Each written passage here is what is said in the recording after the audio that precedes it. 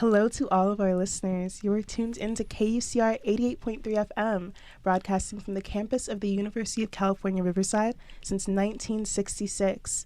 Today we have a very special student interview with the Chancellor of our university, Kim Wilcox, who has served this campus since August of 2013 and operates as the campus's 9th Chancellor.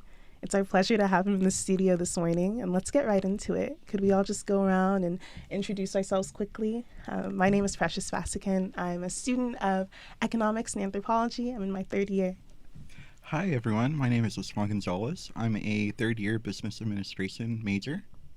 Hey, guys. I'm Sarah Bazzi. I'm a 4th-year media and cultural studies major. Chancellor Wilcox. Kim Wilcox, Chancellor. Okay, let's get right into it. Thank you so much for joining us today. We'll begin with this question. KUCR has for decades maintained a strong continuous relationship with UCR's surrounding community of the Inland Empire. Is it important to you as Chancellor that UCR sees itself as part of the regional community? Does UCR's status as a land-grant university affect its role in the community? And can you explain what is a land-grant university? Oh, 3 great questions. Let me start bottom up.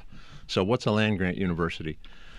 In the narrowest sense, the Justin Morrill Act of 1863 established a process by which the federal government gave land to states with the express purpose of creating universities for their states. You could either build on that land or sell the land and use the money to build your university. But the university had to have a comprehensive frame, but also a focus on regular students, not just the rich elite sons of doctors and lawyers that went to the Ivy League schools, but all types of students, and a focus on practical things, mechanical arts and agriculture. So land-grant universities across the country have an identity that is oftentimes associated with agriculture in particular, because in the 1860s, like 90% of the population were farmers, so that made sense. Now, a not often recognized aspect of that was the federal government gave the land to the states, but they first stole it from the Native Americans. And so there's a sense of commitment and justice that these universities also need to recognize, and we probably haven't recognized that as fully as we have. But that's the frame of a land-grant university. They've always been connected to a broader population, not just the elite few, and to a sense of changing America. So you can't do those things, embrace a broader population and change America if you don't engage with communities. So the very best, I think, of land-grant universities across the country have a deep connection. When I talk about our community, I remind people our last name is Riverside. University of California, Riverside.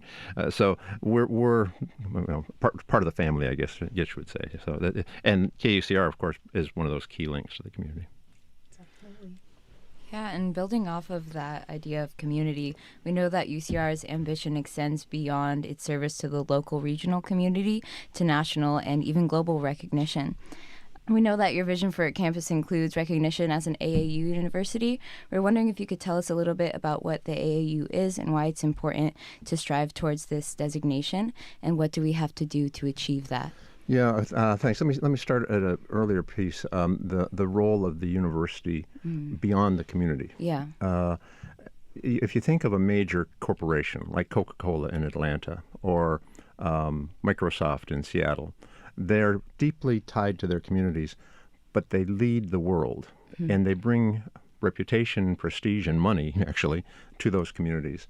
We're not a for-profit like Microsoft or Coca-Cola, but we have the same responsibility to the community. So we have to be one of the key bridges to the rest of the world, students, faculty, ideas, and inventions. The AAU is the American Association of Universities. It's a private club, essentially. The members vote each other in. I think there are now 66 members. There are over 3,000 universities in the country. They see themselves as the elites. There's about not quite half of our private universities, Harvard, Yale, Princeton. The rest are public universities. They have been over their history, relatively opaque about what the criteria were for entry. About 10 years ago, or maybe 15, they started to publish descriptors, measures of research funding and so forth that they saw as important measures. It turns out that in the last several years, UCR has moved to a place where our measures are within the range of schools that are in the AAU. It turns out there's a lot of other schools like us that have numbers that look like AAU schools that also aren't in the AAU, because part of it's they vote, essentially. I think for me, just on that point, our numbers are moving up quickly. So I'm optimistic about our future and membership in that group. But the membership is one thing. Having the values and the success is important, and we can be the best us, whether somebody wants us in their club or not, right? And so that's really where I've tried to focus. When they want us, they'll come and get us. I have been talking to people behind the scenes, but the good news is that Riverside now has the profile of those schools, and we are just as good in their categories, and we're actually better in some other categories they don't count. Perfect. Just as a follow-up, can you explain what are the benefits of joining this kind of elite club? Yeah, it's like anything. If there's a small elite group, it's prestige. My mother would say you're known by the kids you hang out with. In high school, you don't hang out with the bad kids. Well, the same is true through life. You're known by the company you keep, and so there's a kind of a brand visibility that's important. Those schools have historically, I think the impact is waning, but have had a political influence because they spoke for the best of the universities in the country. So there was a bit of cachet, particularly in D.C., around their opinion on things. But again, given the rise of so many other schools, that impact is not what it once was, but still real. You actually mentioned something earlier that jumped out to me. You said UCR is committed to, first and foremost, being our best selves. And I think that narrative is so important to this idea of student autonomy and student voices, which KUCR is definitely known for. And KUCR actually has a unique plan moving forward to become a 21st century version of what college radio was in the 20th century, to retain our history of broadcasting but also practice media in all its forms in a newly constructed media center, hopefully. Already UCR students at KUCR are involved in extensive video, assisting in production for work with the BBC and NPR and others. And the station's current location, as you can see right now, we're at the North District of UCR. It's meant to be demolished in 5 years. And we understand that KUCR's new media production facilities will be located near the barn. And we get that this was your idea as well. So can you tell us more about this and what you hope to see KUCR look like in the upcoming years? Yeah, thanks, Precious. Let me chat a little bit. We have, as I think everyone on campus knows, we're building on the north side of the campus. They're shooting up like whoa. So we've known for a while that we were going to redevelop this space. We have to have spaces for our students that are close to campus. And KUCR is unique in almost every aspect. The only radio station we have, the facilities are unique, and so forth. So consideration of what the future might be physically has been a conversation for a while. I'd asked several years ago, Lewis will remind me exactly what year, I'm sure, that we need to start to plan this. And we've had 2 or 3 different ideas come forward. Those didn't work out for one reason or another. The current plan is just as you suggest. The Cottage, which is one of the more historic buildings on campus, it's a great little building, right across the street from the barn. And then the idea would be to build a modern facility adjacent to that. So there'd be a kind of an office space, I don't know, you can decide what you want to do with it, conference space, and then a production space. So that gives us a bit of a frame to think about. I'm right where you are. We got to think about, I talk about UCR. Already people around the country are saying we're a model for universities in the 21st century. So I'm saying, what do we want to be in the middle of our century? If we're the 21st century university, 2054 is our 100th anniversary. What are we going to be? What do we want KUCR to be as the model for the 21st century? It probably looks different physically. It may look different programmatically. You all can decide that. But let's start to think about what a space. Digital is the first word that comes to my mind, and then video is the next. What does that space look like? And we're just starting. My understanding is we should start active conversations about the physical plan, how many square feet and things, probably this fall, and then in the course of construction and university planning, that'll take 2 or 3 years, but. We won't throw you out of here till we have a place to put you. How's that?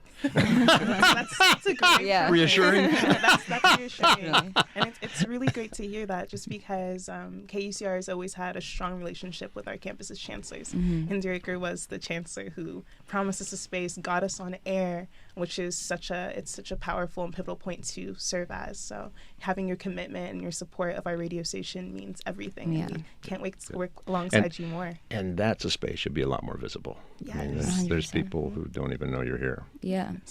Do you have any suggestions on how to make our space more visible, or do you have any input on the value universities should place in students in the arts and media? Oh, two different questions. Yeah, I love it. First one, again, I think the physical, I've said for a long time, the physical location has not been optimal for the radio station. That's my personal opinion, because it's seen by students at A&I and others, but a lot of people come to campus and never come to this part of the campus. That's going to be much less the case there across from the barn, which is going to have a venue of its own. It's going to have a lot more seating and the rest. The role of students in the arts is the role of students in a university. I like to say, when I go to a meeting of professors or chancellors, people, and we're just hanging around, people will ask me what I study. Nobody has ever asked me, as a bunch of professors, what I teach. Because professors don't think of themselves as teachers. Professors think of themselves as students. I study speech production, that's what I would say. I mean, I teach it too, but I study speech production. And that just reminds me that all of us, whether you're a first-year student or a senior faculty member, we all think of ourselves as students. And so whether you're a student in the chemistry lab working with a faculty member on curing cancer, or a student in the radio lab working with staff on communicating to the community, or a student in a dance class working with a faculty member on new ways to express grief through your body movements, that's all the same stuff. So it's part of the fabric of the place, in my mind. Definitely, and I feel like media and arts at UCR, but specifically at KUCR as well, has spanned across so many aspects of life, whether you're discussing grief, we're discussing quality of life, even sustainability now has come into question and come into play at KUCR, so I feel like that's so critical. Yes. With all this new development on campus, sustainability should be at the forefront. Can you tell us how the university, as a premier public research university, is handling sustainability and perhaps environmental justice with our location? We're at the epicenter of Riverside County.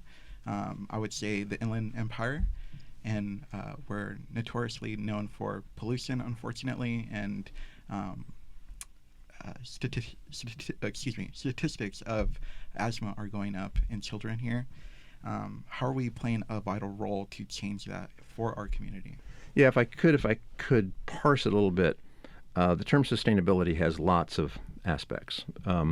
Many people see it as environment, air, water, soil.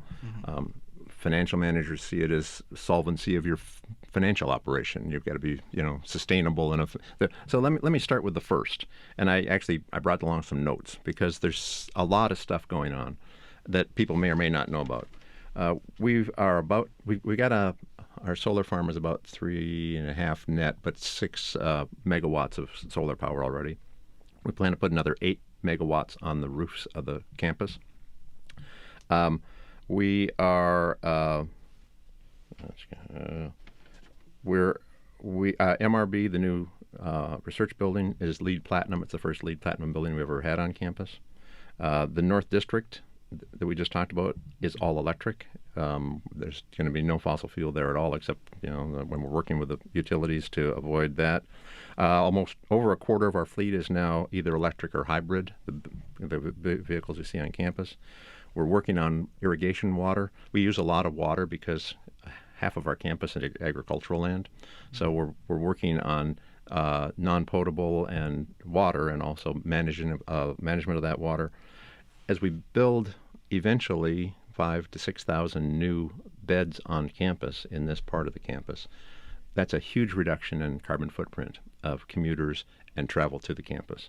which is crucial. We have long, as you probably know, worked with the city. We actually buy time on the RTA so that every student, faculty, and staff member can ride the bus for free. So it's kind of a range of things that we've done to help minimize our physical impact. This is important because it's part of our roots. I oftentimes say that UC Riverside gets a lot of credit for cleaning the air in Southern California. Now, we didn't change the laws, but we provided a lot of the research. In fact, the first real awareness of the impacts of the environment was some of our biology professors who saw plants not doing well in the fields and tried to figure out why that is. So we've always been deeply connected. And now in 2020, that has all the implications you talk about. Health. We now have a medical school where we actually have scientists in our medical school looking at the impacts of micromaterials in the air on the pulmonary system of children, working with our engineers and working with our scientists. So this is part of our historic fabric and something we're working on all the time. That's great to hear. You mentioned the public health. I think that's a great concern in terms of environmental sustainability, but as well as maybe a more contemporary current issue, which is coronavirus. Can you tell us if UCR has plans to address the coronavirus? Should it become a pandemic? And how do you see it potentially affecting the campus? Yes, we have a group of people on campus who are meeting daily, every morning at 8:30, and have been for a couple of weeks now, maybe longer than that. Their early work was largely focused on UCR individuals, students, faculty, staff who are in China, and we have some colleagues in Hubei right now, Wuhan. So keeping track of them and assisting and kind of managing, monitoring, communicating. We're moving ever faster now into planning for what might happen, depending upon the size of the impact here in the United States. And that's everything from communication plans to alternative planning for classes and access and quarantine spaces and all the rest. So we're working on it. Excuse me. We haven't communicated a lot about that work because the context is changing so quickly. And at the point that we'd communicate something, the context would change and there'd be more confusion about what the kind of communication was. So we're working on that. We have a bigger meeting scheduled for Monday morning with a larger team to both keep ourselves updated but also look at the longer kind of scenario planning as we move ahead. That's great. Yeah, thank you so much. And that commitment to public health, of course, connects with sustainability. And just as you said earlier, I feel like it's so critical that we acknowledge the land that we're sitting on, the soldiers upon which we stand. And you mentioned the Indigenous communities of this region. And just moving forward in those conversations, I hope that the university will definitely include these communities in every step that we take, because there's no sustainability, justice and sustainability without justice for those communities as well. And I know UCR is cognizant of that. Well, yeah, one thing, we keep talking about the North District because we're sitting in it. But historically, we've named all of our residence facilities, residence halls, after some location in Scotland, Inverness and Glenmore and the rest. We've assembled a group of students, Native American students included, and faculty and staff, to look at names for this new whole development of the campus with an eye toward making them Indigenous related. So we're talking with Native students, or we're talking with Native groups around the community about names for buildings and walkways and streets that would have a connection to the land. Yeah, that would be great. And just making space for those students as well would be critical in that. So now that you've really just shown us how far the extent of the position as chancellor goes, it's like you have your hands in every pot. So you have considerable experience. Only the good pots. You have considerable experience in leading a major university as a chancellor, and we see that within our organization, we also want to have like a similar approach to leadership and organization, whether it's on a large scale like university or a smaller scale like a campus radio station. And to achieve our goals in this sustaining organizational quality and cooperation among individuals, what advice would you give? To you? Yeah, definitely, because we're all student leaders here. You know, life is interesting. You live it moment to moment, day to day. And we all have aspirations. I mean, I wanted to be a professor was my aspiration. I didn't want to be a chancellor. Didn't know even what a chancellor did.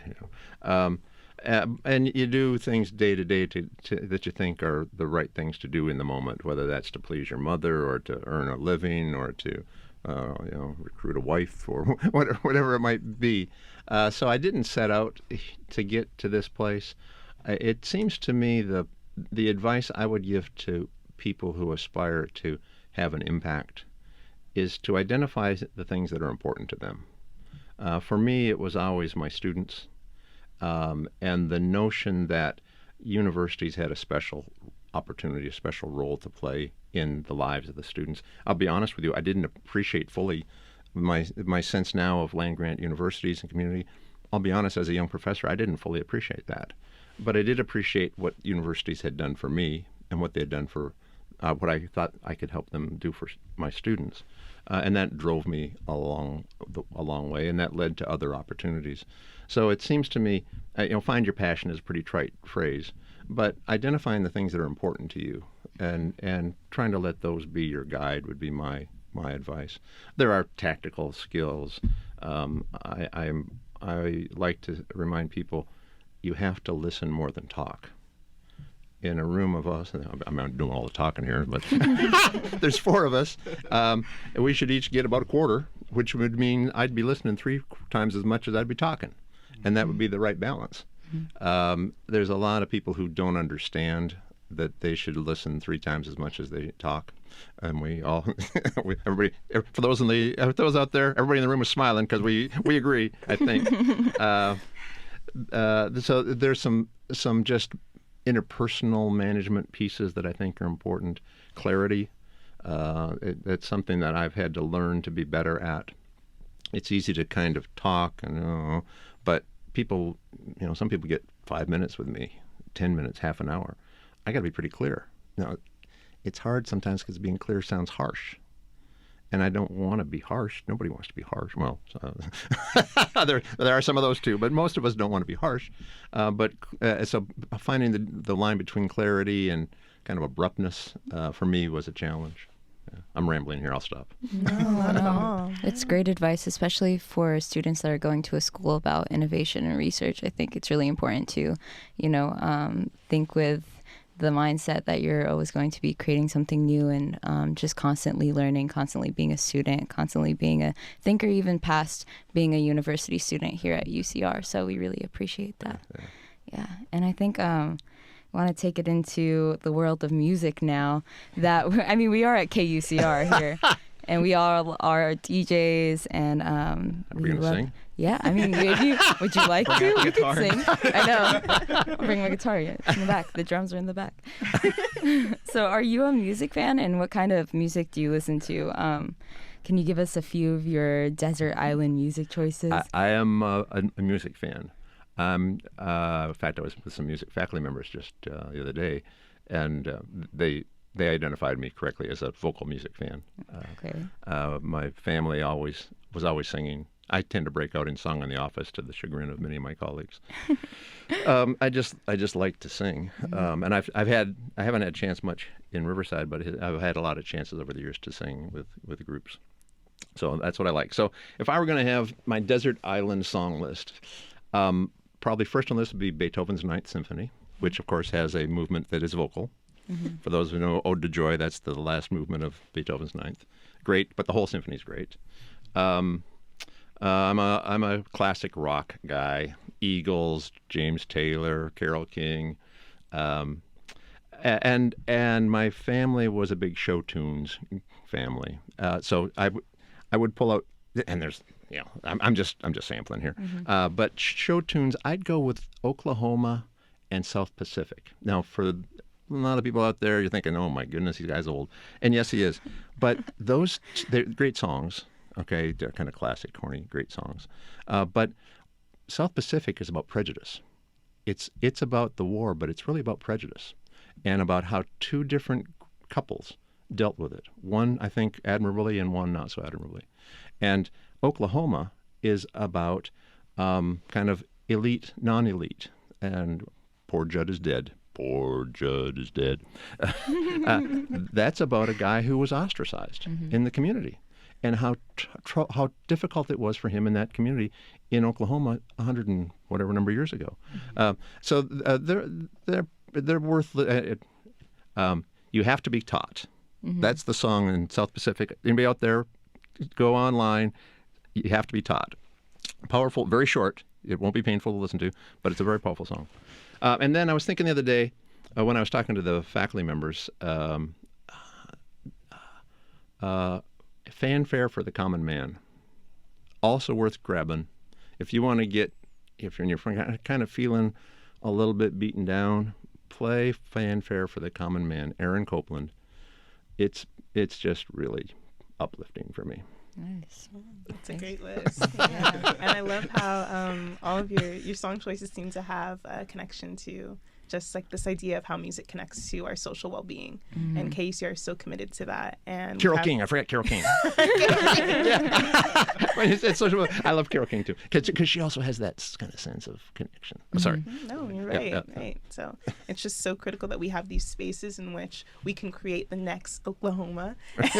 All right. We can recognize it all, and we can tell the stories of our region and the people who contribute to UCR and walk through these spaces every day, so that we may listen to them and enjoy them in the years to come. So we really, really appreciate you being here today. Oh, it's great fun. Great fun. So much. We appreciate you supporting KUCR and walking with us into the 21st century as we hope to become and continue to serve as one of the most pivotal radio stations in the region in Southern California, setting the standard for college radio. It's really an honor to be at the station, and it's an honor to have you here. The same. Thanks so much. It's been fun. Thank you. Thank you.